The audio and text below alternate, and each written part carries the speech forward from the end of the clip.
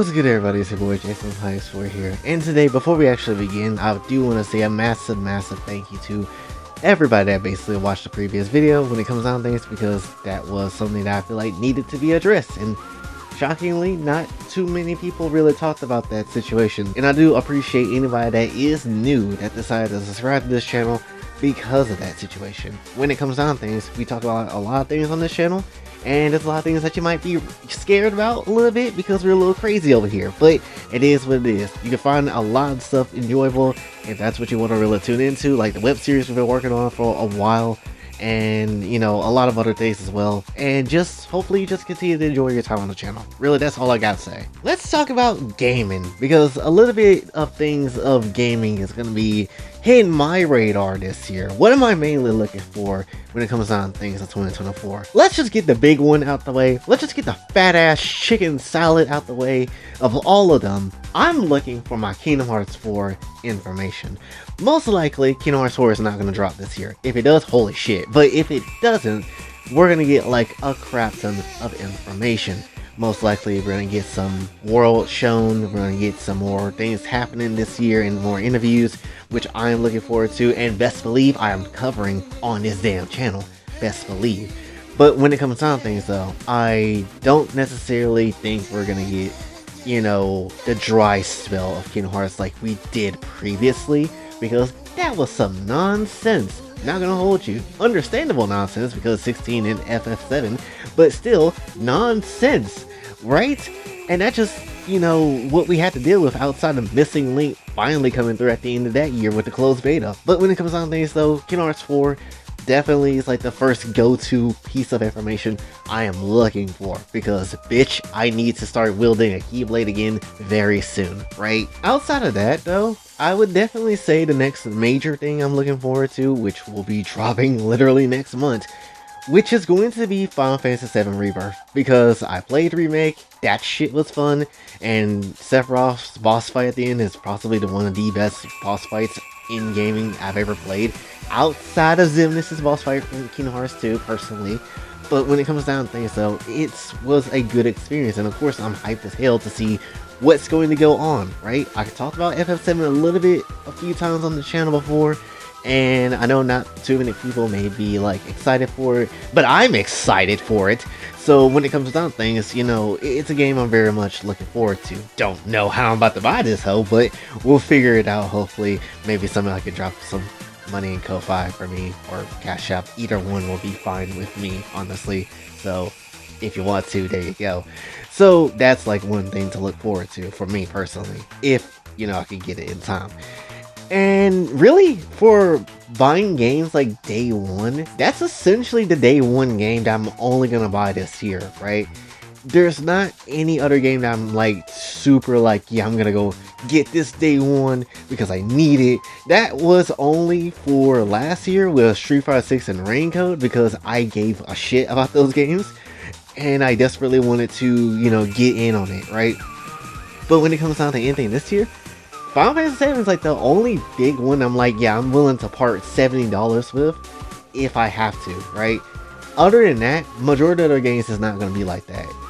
But there is still a lot of hot contenders out there, such as Black Wukong, right? Black Myth Wukong. That game is going to be a bit of a doozy when it comes down to things, because that game has been hyped up for years at this point, and kind of looking forward to it. Not the biggest like Souls person on the planet, not the biggest Dark Soul person. I don't mind the genre. I have played Nioh 2, still trying to beat that hoe. That shit is rough.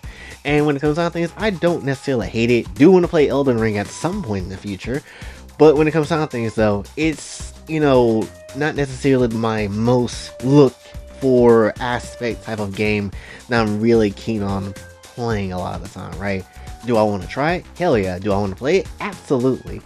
But is it like the most biggest keen on thing that I'm looking for? Not necessarily. And that kind of goes as well with Stellar Blade a little bit too, because that's supposed to be coming out this year as well. And people are already talked about Stellar Blade and all the controversial topics when it comes to that too. Mainly on the main character, with how thick she is, and funny enough, the main character is based on an actual real life person. with the thickness. So what you gonna do about that one, you woke people? Can't do much about that shit, honestly, right? Just out here making characters intentionally ugly, and thinking that this is what we have the best to offer with, even though we have plenty of other developers and plenty of other people out there making the finest women we have ever seen. Whether it's in Genshin or whether it's literally in some other random Japanese studio, whether it's Capcom or some nonsense, doesn't necessarily matter. They just know how to make fine women way better than, the actual states over here do. So that's also like a thing. So for me, Stellar Blade looks like a DMC type of game, and I never played a DMC type of game. So I don't know what to make of Stellar Blade, to be honest, but I do want to give it a try equally, and if anything, for the cake, because we obviously know once this game drops, people are going to rip the shit out of the models, and definitely going to be ripping the shit out of it hard as hell to make some good adult content. It's only a matter of time. That is the fate of all video game characters. It is what it is. Then we also have maybe more news on Lost Soul Aside. Like, this game has kind of been here and here and here. It's obviously that they're still working on it, still developing it, but at the very same time, we have got probably the least amount of information about that game versus something like Stellar Blade, right? And this is supposed to be this Final Fantasy 15 DMC inspired like game, and I'm very much, again, extremely excited for this one, right? When I first saw it, I was like, holy shit, yeah, this is something I definitely want to get my hands on when it comes to it. But is it going to release this year? I don't necessarily know. It could come out in 2025, who really knows? And it's just going to be a wait and see type of thing, kind of like the Kingdom Hearts situation. So that's just kind of how it is for me on that front. As far as the next game goes, Persona 3 Reload is coming out again next month.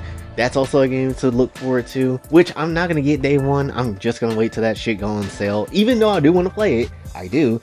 But I'm just going to wait till that go on sale, because at that point, it's a contender and toss up between 3 games at that point. It's going to be Tekken 8, it's going to be Persona 3, and then Final Fantasy 7. Too many games coming out in that damn month. So to be honest, I'm only going for FF7 if it's possible, right?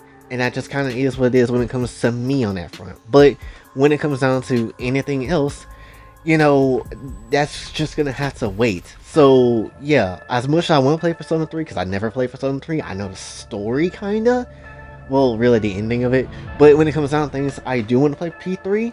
I just don't think I'm gonna get it at the same time it releases. So that's just gonna have to be a whole thing I have to avoid online when I'm just looking through content. So that's something scary for me. And then obviously Tekken 8, as much as I like Tekken and as much as I do want to know the story, I'll probably just watch someone like Maximilian Dude play it online, honestly, and just play the story and just see how that goes, because I'm hella curious to see what the hell's gonna happen. Are they gonna get rid of the devil gene entirely, or is this gonna be something else? Who really knows? Tekken is just Tekken at this point. This is the same game where a bear can do wind god fists and have electrics now. So I don't know, but still, nonetheless, I'm very excited for Tekken, because it's pretty damn fun outside of getting your ass whooped a lot of times because you don't necessarily know how to play the shit out of Tekken. But it is what it is, right? And finally and lastly, the game I'm gonna say that is one of the things I'm looking forward to, really mainly out of updates, is obviously going to be Genshin, because obviously this is a new year, meaning new country, meaning we're gonna go to Natland later this year.